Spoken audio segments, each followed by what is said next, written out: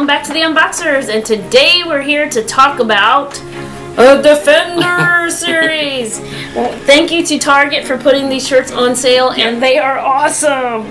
So we're able to get our Defender shirts, so you're probably going to see these in every Defenders video because we don't have that much apparel with Defenders on it, but we are big fans. I'm going to give you a little clue. I guess this gives you maybe a little clue of who we're doing. It's Daredevil time. I wear my sunglasses for Daredevil.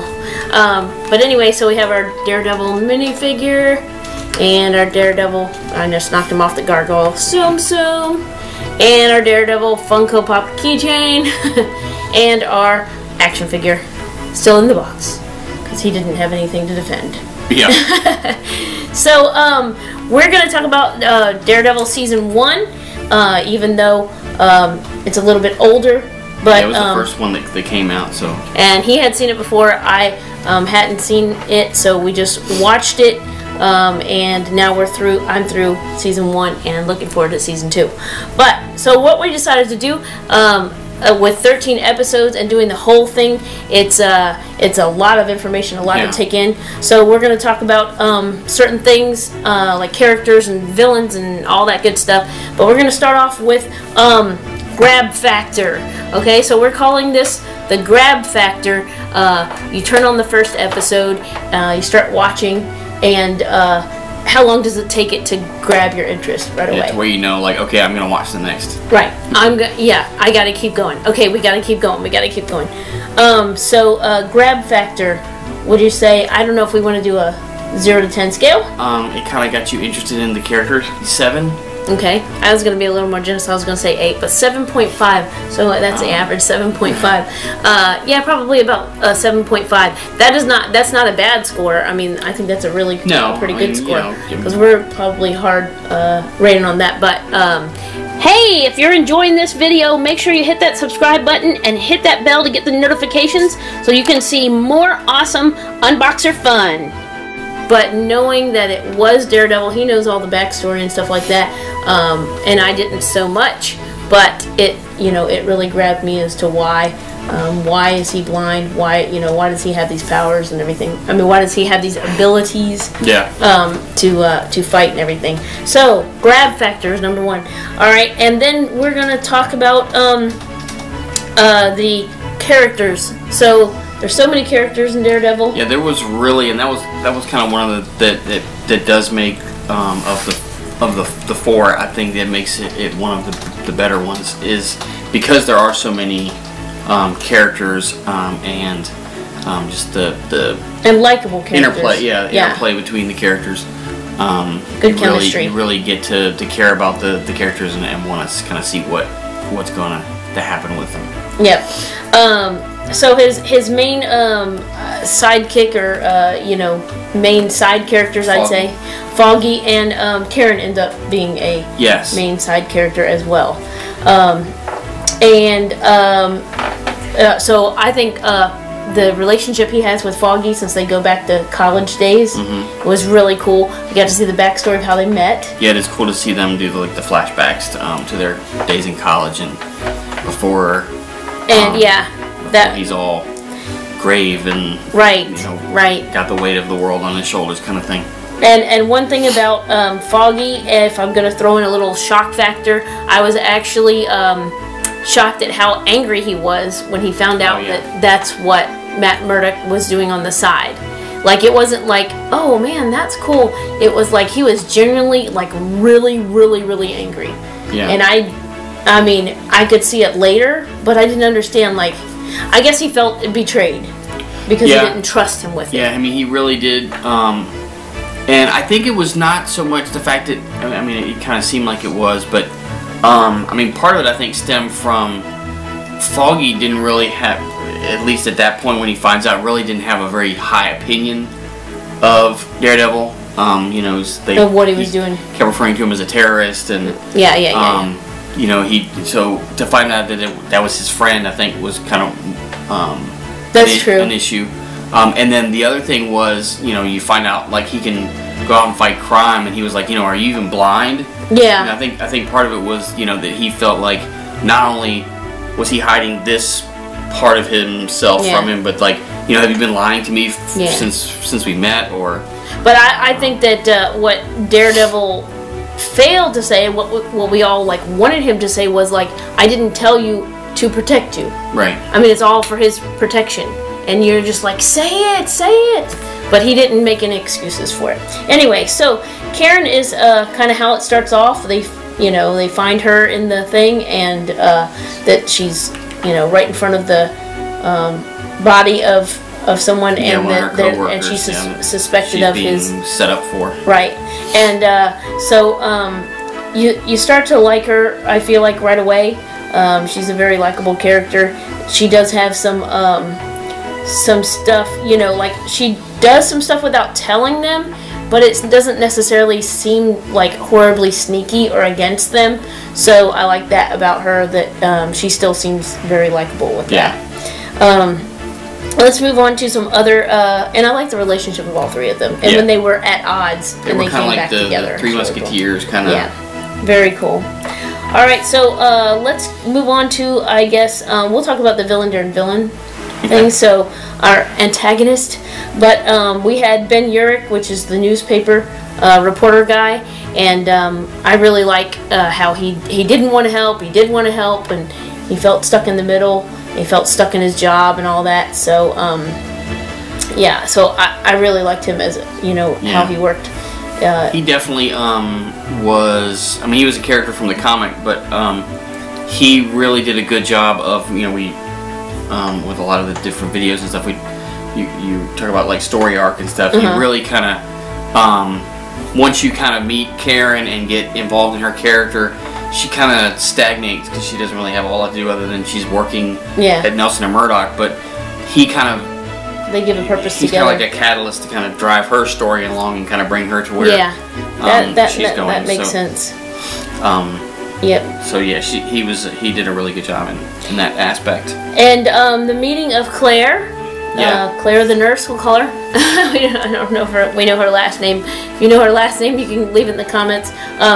Claire the nurse. She finds Daredevil in the dumpster. Yes. I mean, actually, her. Is it a neighbor? A neighbor guy finds him in the dumpster and brings him. Goes and gets her. Yeah.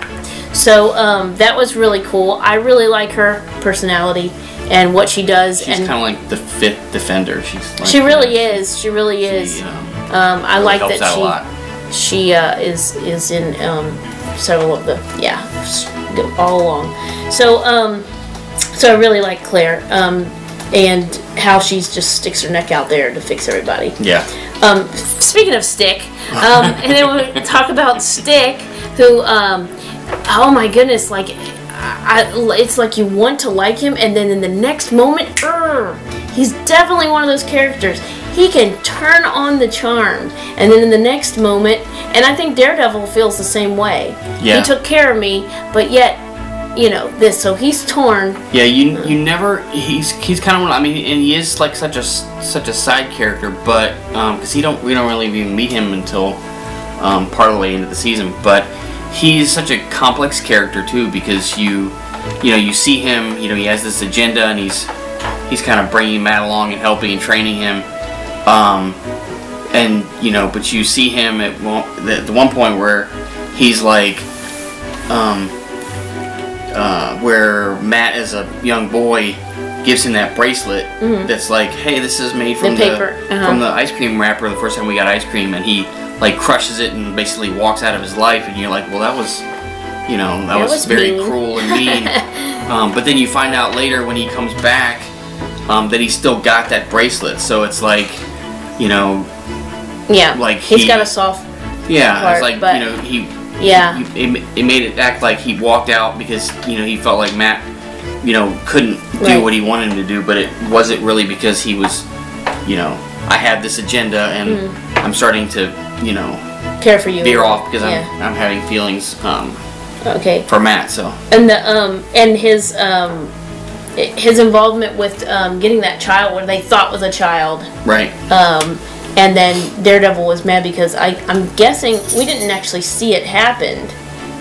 So you don't know that whether it actually happened or if he just said it, but yeah, he tells him that, like, wow, because one of Matt's things was, you know, no, don't kill anybody. And then he goes and he's gonna kill the boy, the black sky. But then, you know, he tells him later that he went and killed him while he was busy. Which and you find out he wasn't really a child. So that's what will come later. And so then let's see who else we have. We have Madame Gao, who is a tricky little thing all in her own self. She gets into speaking her language, and then she breaks into English, and yeah, her interaction with Kingpin was really cool. She really starts off as like this, you know, what is she, you know, this little frail woman, but then like the more as you go through the season, it's you know, she becomes more of a pivotal you know, you find out that you know, she's a lot smarter than everybody gives her credit for, and obviously more powerful than what everybody gives her credit for. And Naboo, what can we say? He's a s'more now. So he was a side villainous type character, and he was taken out by Fisk and his men as well. Well, taken out. Actually, Fisk arranges the fight between him and Daredevil, knowing that Daredevil either one of them was going to either be eliminated, which would either way worked for Fisk, because he was trying looking to get rid of either of them. Yep, and the priest. I really like the scenes with the priest giving the advice to Daredevil for him going into the church and kind of like, you know, weighing things out. Definitely gives him that he's you know, he's not just weighing good and evil. He's taking God into account of what he should do. So I really like that aspect of it. Anyways, and then we have and one thing real quick with the priest was two things. One, he kind of acts like in a way as almost like Daredevil's conscience. That's true. And it kind of lets us, through what he says, kind of see kind of what's going on in Matt's mind. Because he's kind of, instead of kind of thinking about it, he's bouncing ideas off of the priest. This is true. And the other cool thing that I thought about him in this is he tells him the story about the devil, and how that the devil was a symbol to basically strike fear in those, and like, hey, you need to, what he said, tread the path of the righteous, like basically be good or you'll have to deal with the devil, and which kind of, I think, really inspires Matt to become Daredevil, and the whole, the red costume with the horns and everything, that he becomes a symbol of fear for the criminals. Yeah, I get it. Melvin Potter is the. Yeah, he was a really cool side character. He was.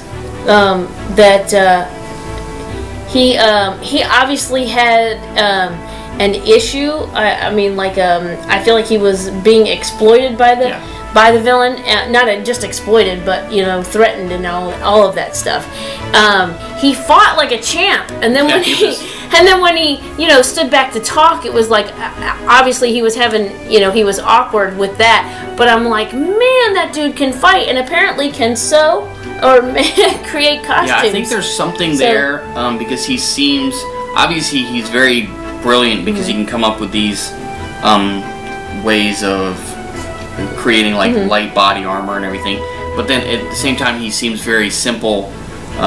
Mind, yes, So I think there's something there, but they kind of created a really interesting side character there with him too. Right. I think it was cool how they were they were fighting, and then all of a sudden they were on the same side. Yeah. And for you to buy into that stuff in any kind of story, it means that's good writing. That's good, good stuff. Let's go to shock factor real quick. One of the shock moments in this season for me was Daredevil's things is he doesn't kill. Like, I don't cross that line, and that was kind of one of the things that he's struggling with, even because like he feels like the only thing that he can do with Kingpin is is to kill him and remove him from the situation. But he doesn't want to cross that line. But when he throws that one henchman off the roof, because and I think it was in relation to the boy that was kidnapped.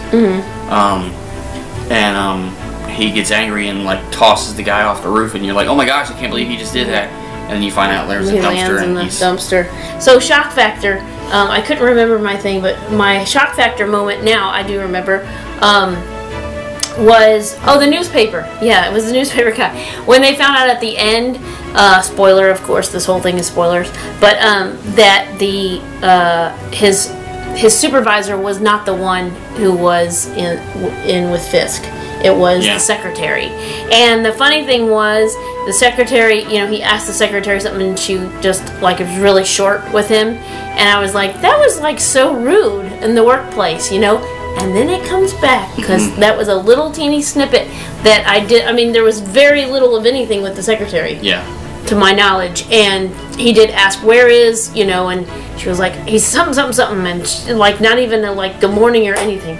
So, I knew she was evil. Anyway, so, and you had a shock factor moment? Yeah, where, the time when, Wesley and, Kingpin's, right-hand man, goes and kidnaps Karen, and they're in like this abandoned warehouse or whatever, and sitting across the table from each other, and he's trying to intimidate her, and he lays the gun down, and gets a call, and she grabs the gun, and he's like, oh, you think I left a loaded gun on? And she shoots him, and you're like, oh my gosh, and then she just kept shooting him. That was even more shock factor. It was like, oh my gosh. So that was definitely oh my gosh, I can't believe that just happened. Right, and then he finds him, and he was really sad about that, because he was his right hand man. He made a very good villain side character. Yeah. Which I think is kind of sort of a hard role to play. I mean, the antagonist gets all the, but he was like the male secretary, caretaker type version. I think he did a really really good job with that. How about our saw it coming moment? Saw it coming. So I predicted, of course, that the newspaper Vineyard, that he was not going to make it.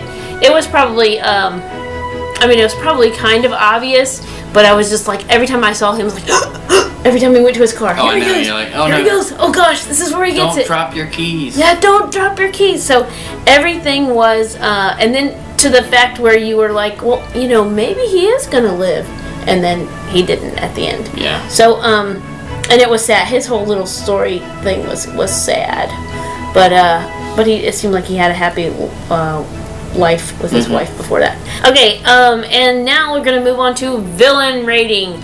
Rate the villain. Okay, so on a scale from 0 to 10, 0, 0 being worst, 10 being the best, the villain factor. Now, we didn't talk about this. We've done other videos like on the DC series, and we've said that we just can't get into that antagonist. Right. It's like, just get rid of them. So they would definitely receive a very low, we can't get into this antagonist rating. Okay, so Wilson Fisk, or Kingpin as he probably is known, but not so much in this series. I don't know if they actually use that term in this season, but yeah. But yeah, so what do you give him as a villain rating? I really thought he was a good villain, like an 8. His power is in who he can influence and right. I say that too, between 8 and 8.5 probably.